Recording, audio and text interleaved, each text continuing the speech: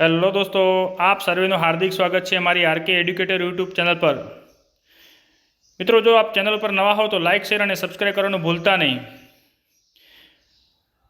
કેન્દ્ર સરકાર દ્વારા જે થોડાક દિવસ અગાઉ જે જાહેરાત કરવામાં આવી હતી કે 8મા પગાર પંચની, એ 8મા પગાર પંચ પહેલાં જે પગાર પંચ ચાલી રહ્યું હતું એ 7મું પગાર પંચ, અને એ 7મું પગાર પંચ જે છે ડૉક્ટર મનમોહન સિંહ જે આપણા વડાપ્રધાન હતા એ સમય દરમિયાન એમને લાગુ કર્યું હતું 2016ની અંદર, જેની રચના થઈ હતી 2014ની અંદર, અને જે એને લાગુ કરવામાં આવ્યું હતું 2016માં। હવે એ જે પગાર પંચ 7મું હતું તો એ 7મું પગાર પંચ 2025ના ડિસેમ્બરના અંતે પૂરું થવાનું છે। હવે એ જે પગાર પંચ છે એ 7મા પગાર પંચનું જે ફિટમેન્ટ હતું એ 2.7 જેટલું હતું, અને એ 2.7 ફિટમેન્ટને ધ્યાનમાં લઈ અને એ જે પગાર હતો એ 7,000થી લઈ અને એનો 18,000 સુધી કરવામાં આવ્યો હતો।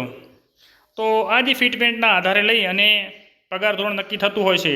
તો જે 8મું પગાર પંચ જે છે એની જે રચના છે ભારતના વડાપ્રધાન નરેન્દ્ર મોદીની અધ્યક્ષતાના હેઠળ કરવામાં આવી છે, અને એ જે રચના છે એમને ફિટમેન્ટ છે 2.87થી લઈને 2.97 સુધી રહી શકે છે।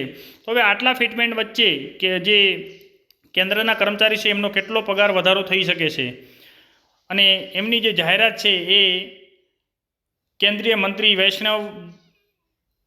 અશ્વિની વૈષ્ણવે જાહેરાત કરી હતી, અને એ જાહેરાત જે છે એ ક્યારથી લાગુ થશે તો કે 2026ની જાન્યુઆરીથી એ લાગુ થશે। તો હવે આપણે જોઈએ કે પગારમાં કેટલો વધારો થઈ શકે છે। તો જે લેવલ 1ના કર્મચારી હતા તો એમનો 7મા પગાર પંચમાં 7,000થી લઈને 18,000 થયો હતો। તો હવે જે લેવલ 1ની અંદર જે કર્મચારીઓ છે એમનો પગાર 18,000 હતો તો વધીને થશે 21,300। લેવલ 2ની અંદર જે કર્મચારીઓ આવે છે એનો 19,900થી લઈ અને એમનો પગાર વધારો થશે 23,800। લેવલ 4ની અંદર 21,700 હતો તો એ વધીને થશે 26,040 રૂપિયા। Level 4, level 5, level 6, level 7, level 8ની અંદર લેવલ 9, લેવલ 10, આમ લેવલ 18 સુધી જે કર્મચારીઓની યાદી હોય છે એ કર્મચારીનો જેમનો પગાર લેવલ 18માં 7મા પગાર પંચમાં 2,50,000 હતો, એમનો હવે જે નવું પગાર પંચ 8મું લાગુ પડશે ત્યારે એમનો પગાર જે હશે એ 3 લાખ રૂપિયા થશે। તો આ જે પગાર પંચની જે રચના હોય છે દર 10 વર્ષના આધારે કરવામાં આવતી હોય છે, અને એમને મોંઘવારી અને આર્થિક સ્થિતિને ધ્યાનમાં લઈને કરવામાં આવતી હોય છે। તો અહીંયા કેન્દ્રીય કર્મચારી ઉપરાંત જે પેન્શન ધારકો છે એમને પણ લાભ મળશે, અને એ પણ આ જ રીતે પગાર પંચને લાગુ થતાં એમને પણ સારો એવો લાભ મળી શકે છે।